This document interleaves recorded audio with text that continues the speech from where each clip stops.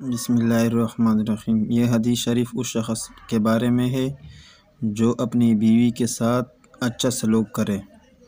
حضور اکرم صلی اللہ علیہ وسلم نے فرمایا، جس شخص نے اپنی بیوی کا ہاتھ پکڑا محبت کے طور پر، اللہ تعالیٰ اس کے لیے 5 نیکیاں لکھتے ہیں۔ اگر اس نے معانقہ کیا تو 10 نیکیاں، اگر بوسہ لیا تو 20 نیکیاں، پھر اگر قربت کرے تو دنیا و ما فیہا سے بہتر ہے۔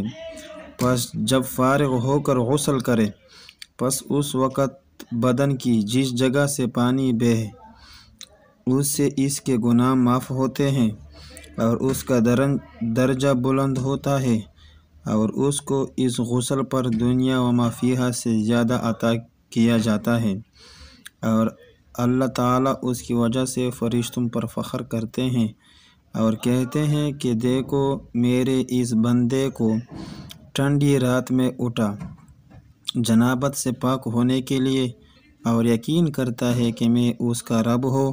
اے فرشتوں، تم گواہ رہو، میں نے اس کو معاف کر دیا۔